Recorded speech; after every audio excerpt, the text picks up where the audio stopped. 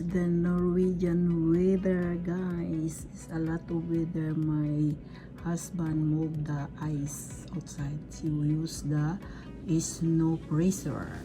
This is it. Tingnan mo. Take a look. Grabe siya.